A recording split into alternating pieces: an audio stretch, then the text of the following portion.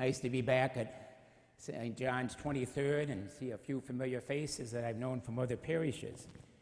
Some of you may know this, and most will not, but I was raised on a farm in Clyde, Ohio.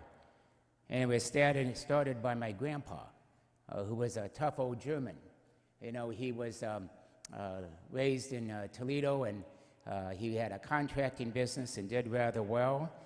But you can see how kind of tough and uncompromising he was, because he left that building and, left that job to start a farm when he was 45 in Clyde. You know, he bought 80 acres, and by the time he retired, there were 3,000 acres.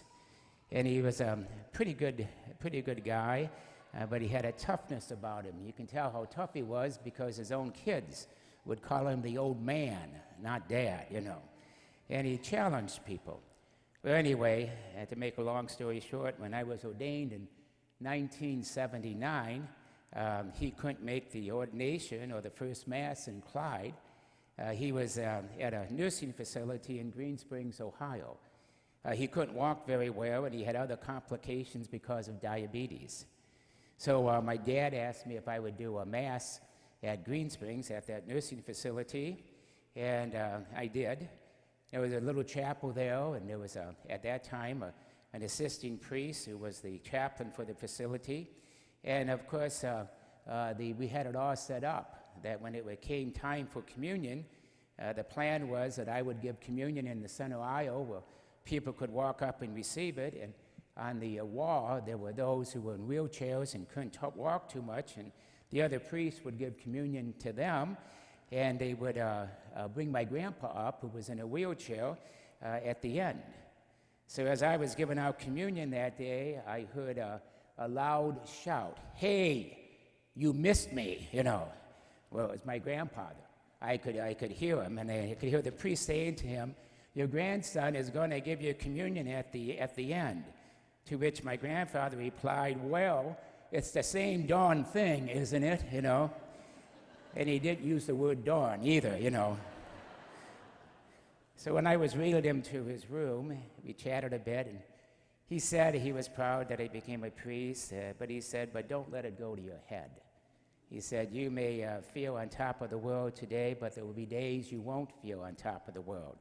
In fact, one day you may be confined to a wheelchair, like I am. Just do the best you can, and no matter what, try to do the Lord's work."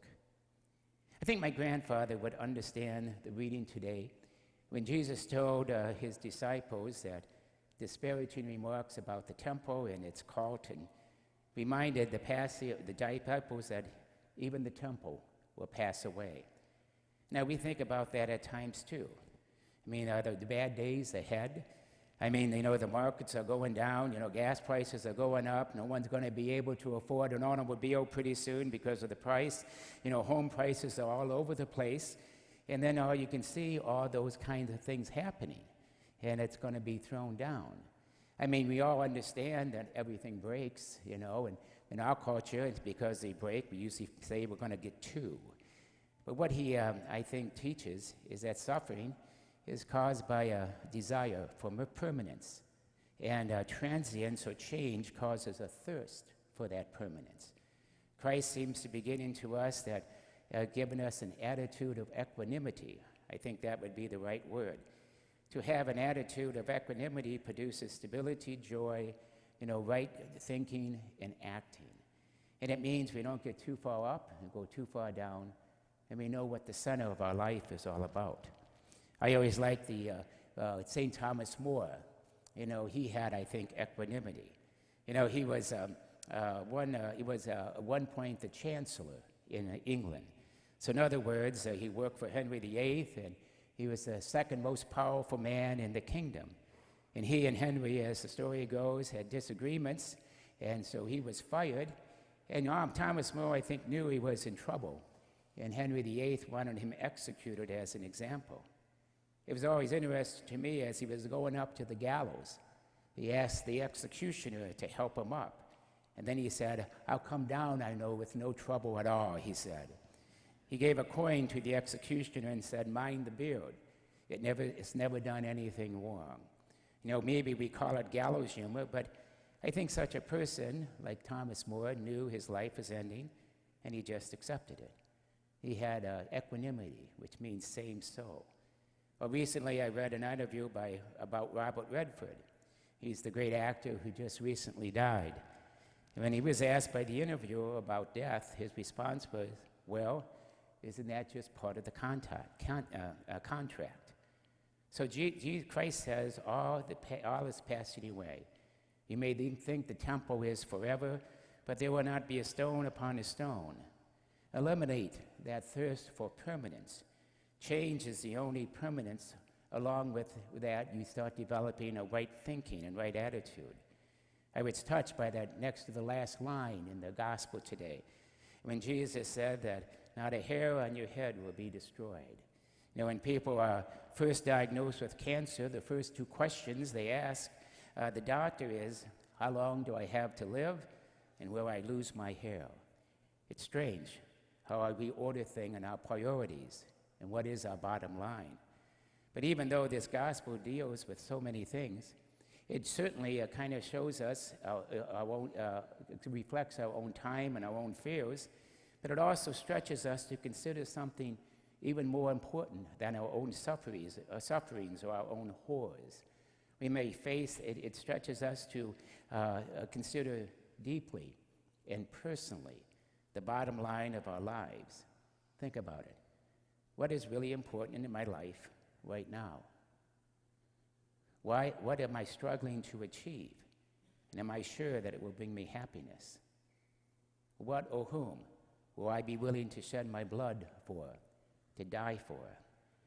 How can I continue to believe and trust God when the world at times seems to have gone mad? I emphasize the words considered deeply and personally because, as Jesus showed us, sometimes religion can become a sham, a soft cushion, an escape from the messiness of people's lives. Religion, like the beautiful stone temple, can fail us, defeat us, confuse us, if we do not consider deeply and personally what really matters in life.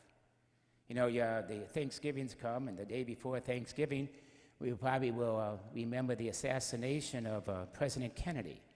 The death of the president was awful at the time. I was a young guy. Some of you were probably around, and it's something that we remember.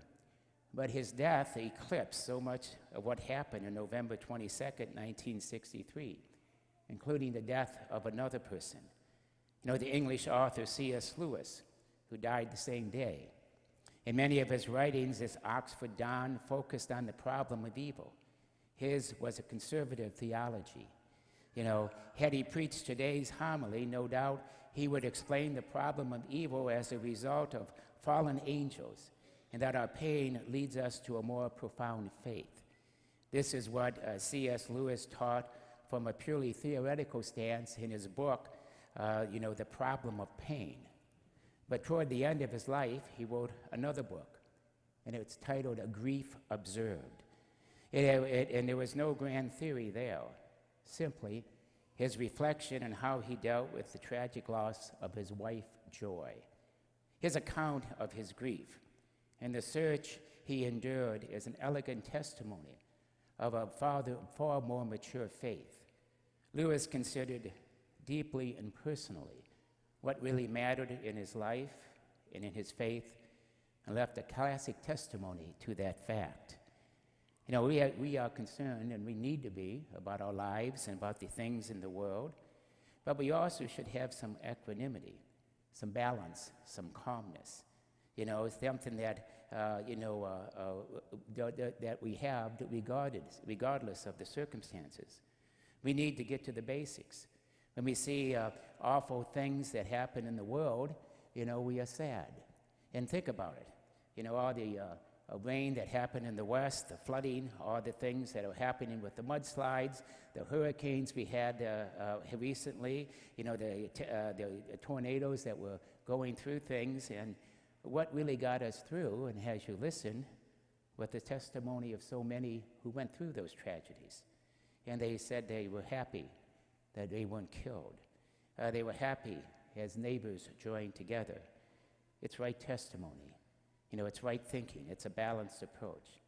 It doesn't dwell on the repeated thoughts of unprofitable subjects like if only, or if I just wish.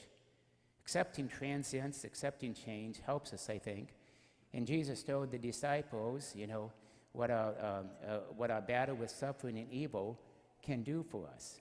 It can help us to give testimony to others, to bring us closer together, to know no matter what, that God is at the center of it all, and that He is our hope in this changing world. And above all, we develop an attitude of equanimity in which we don't have all the ups and all the downs, but a little bit like my grandpa, who kind of accepted these ups and downs with faith.